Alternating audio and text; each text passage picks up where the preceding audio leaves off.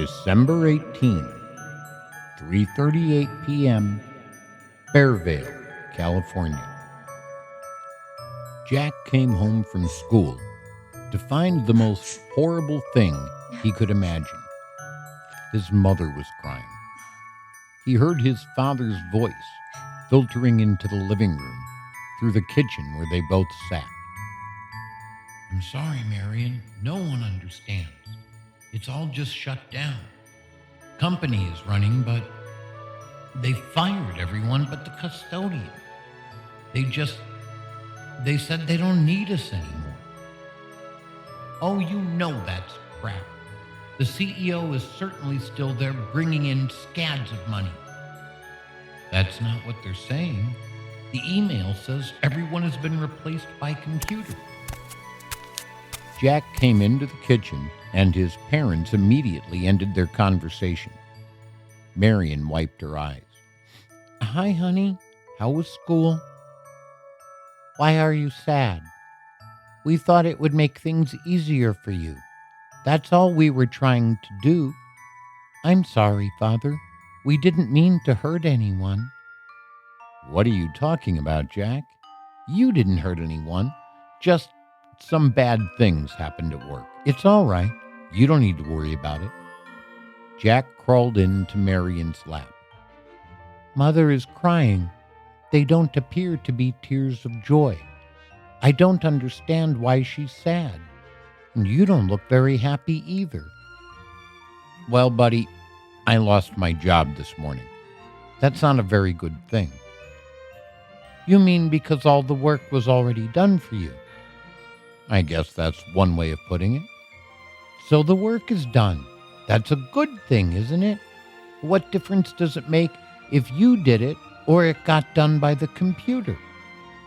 "Honey, when your dad does work, they pay him money. We use that money to pay for our house and our food and my Christmas presents." Jack looked a little concerned. "You'll still get your Christmas presents, Jack. No worries. In fact, you don't have to worry about anything. These are grown-up problems." Martin put his hand on Jack's shoulder. "We still have enough money for a little while, and I'll get another job somewhere." "So, let me understand. The problem is that even though we got all your work done for you, they're not giving you any money anymore?" Marion asked, "Why do you keep saying we? What do you mean by that?" "Teddy and I got it all done for Father."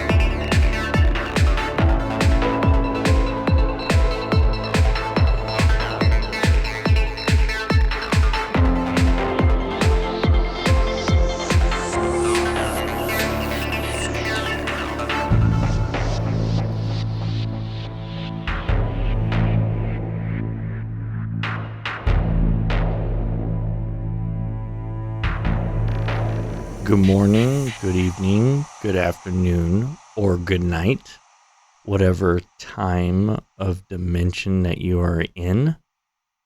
This is your host, Chris. Welcome to Interstellar Frequency. Yes, welcome back. And now we are going to complete the second part of Martin's unemployment. Enjoy.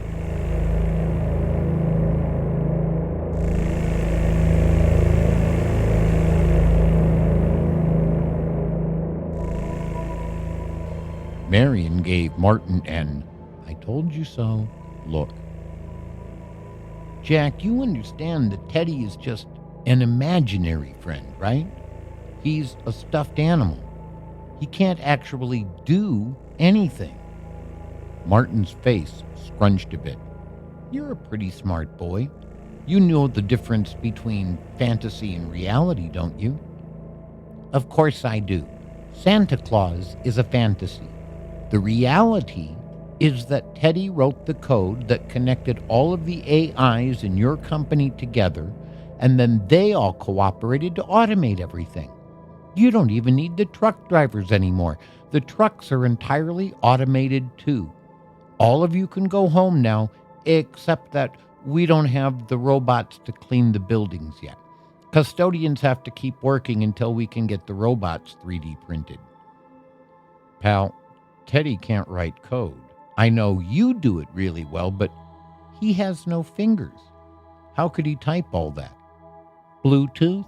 He doesn't have to type anything. He's much better at it than I am. He's much faster.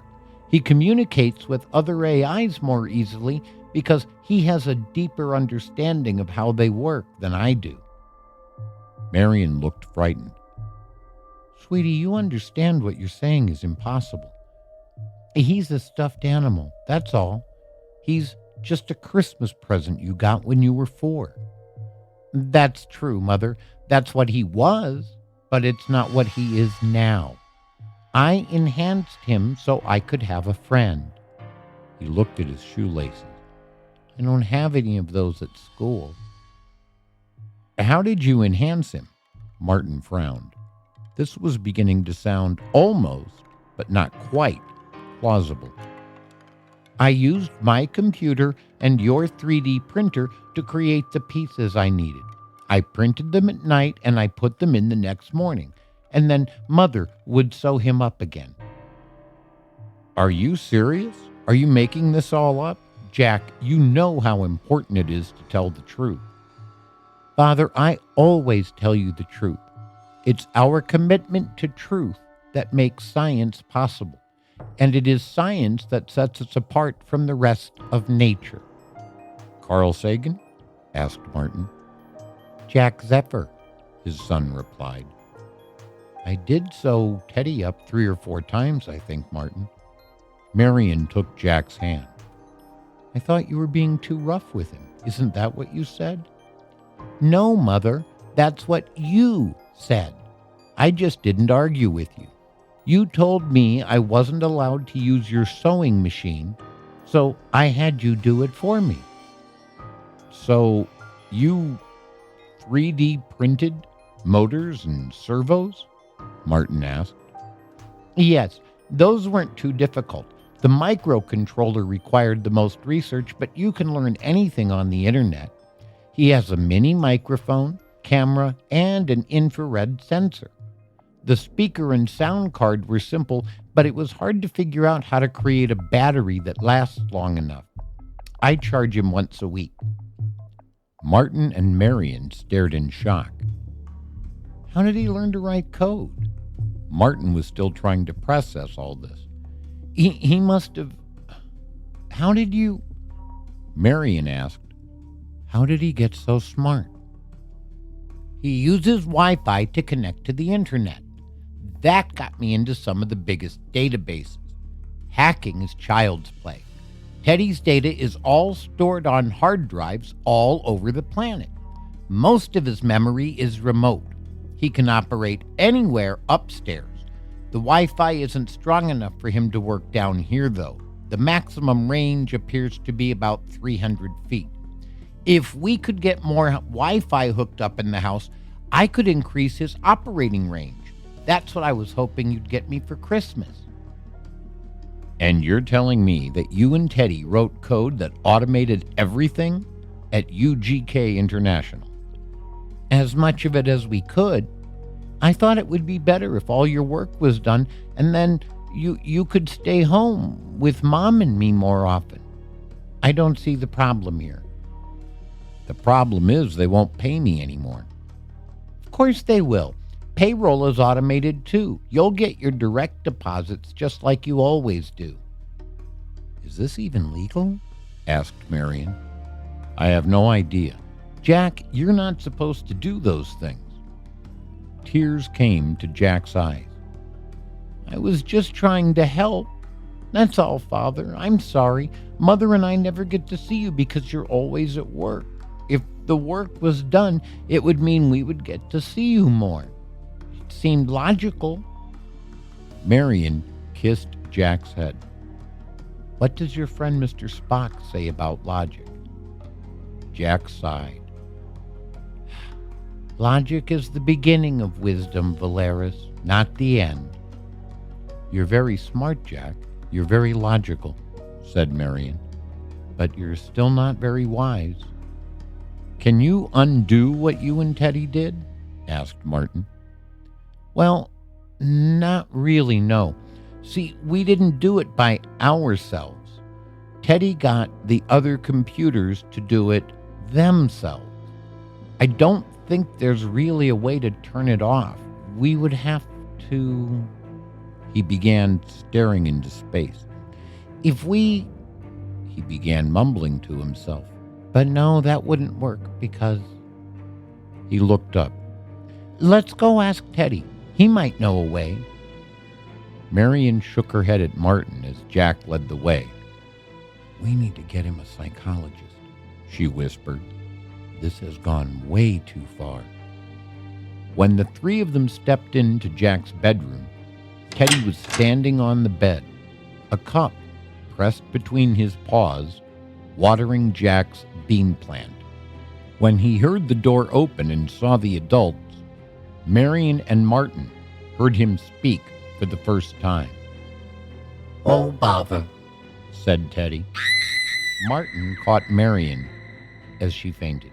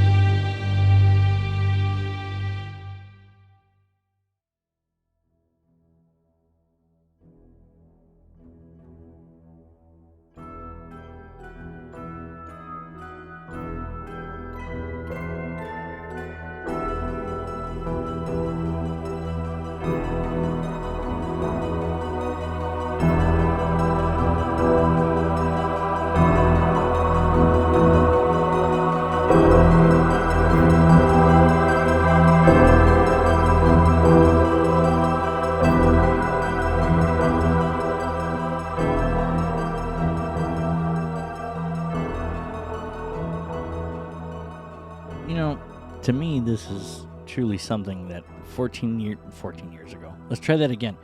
14 months ago. It's not that old, not yet.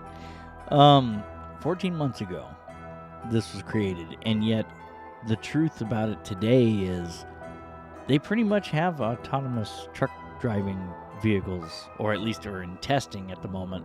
Now they're moving into autonomous. What is it? Yard goat, yard hustlers, or whatever they call them. They back into the door and everything, and it's completely automated, computerized, and everything like that. And here this story is, like, talking about everything being automated, and we are so going there, 100%. I mean, Amazon has already gone that way practically. Everything inside the building is practically autonomous, and just a couple people are walking around doing things.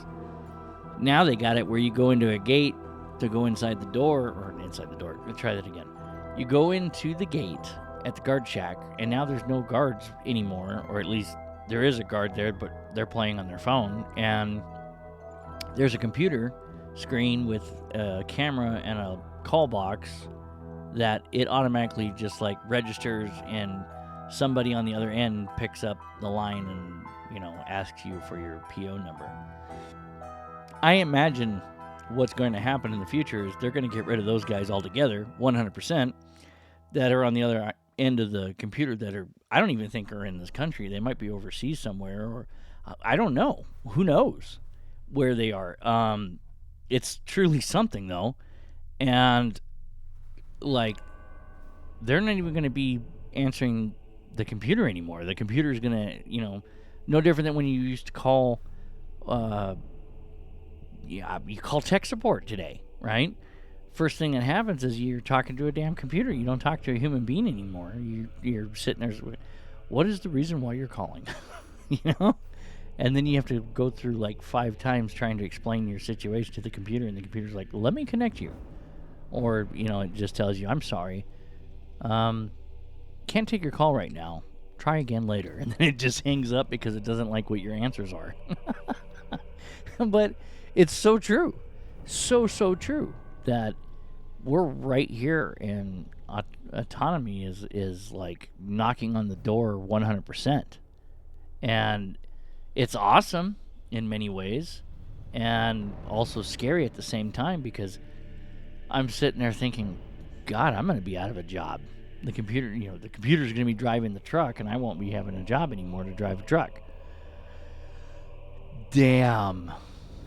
No, I mean, yes and no. I mean, that would be nice, but at the same time, I like driving. I always have liked driving, and even if anything, I'd be like, Will Smith in iRobot, not wanting to let the computer drive. I'd rather drive anyways. I don't know. Until they could really figure out the algorithms and stuff like that, and I don't know, maybe it might work.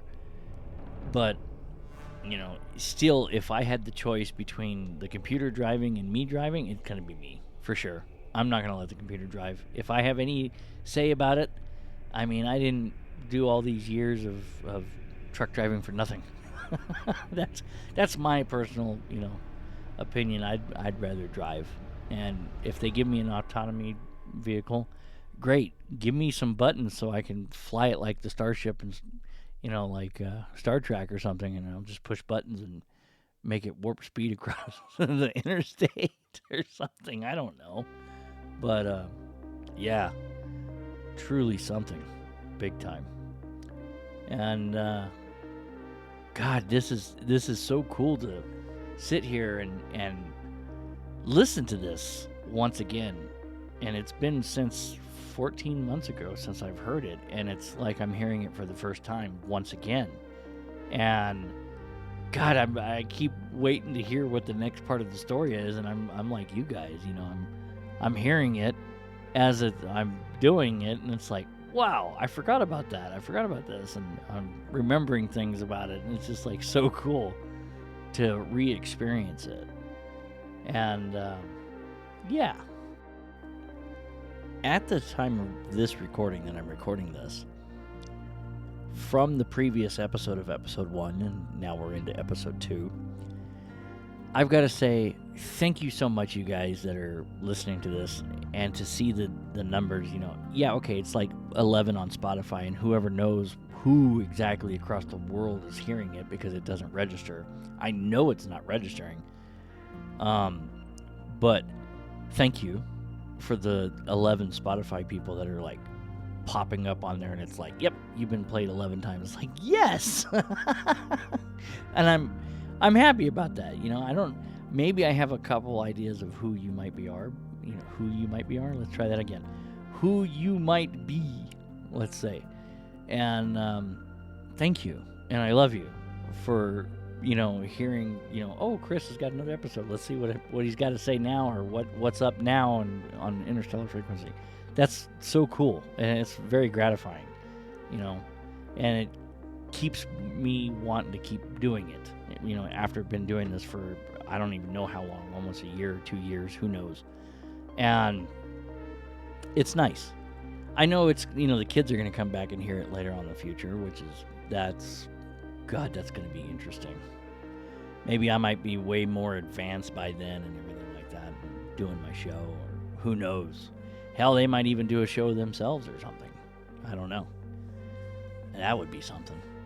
They're more into the camera stuff. They like doing the video camera thing, and all about being in front of the camera. So this is what you get on next week's episode. Marion didn't see Teddy crawling out from beneath Jack, who was rocking back and forth in his mother's arms.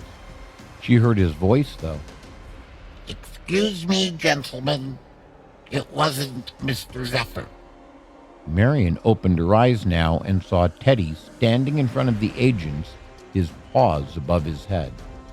It was me.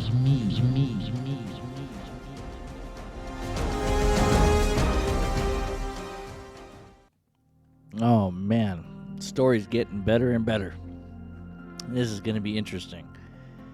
So, I will have the script published to the website, my website, interstellarfrequency.info, labeled under blog TBC Part 2, Martin's Unemployment.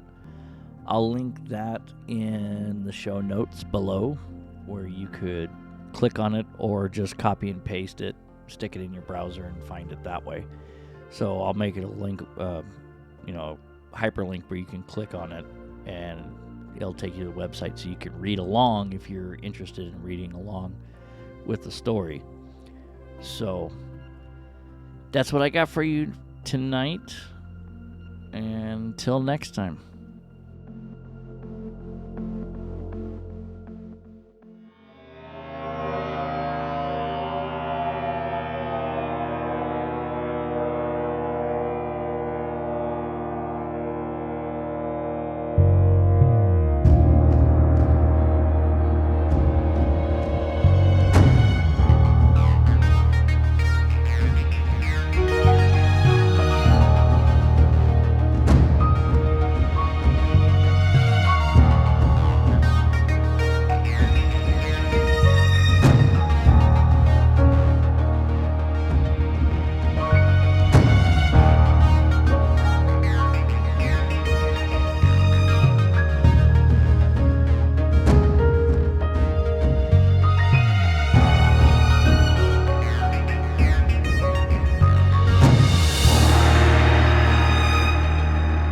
This is Interstellar Frequency. End of transmission.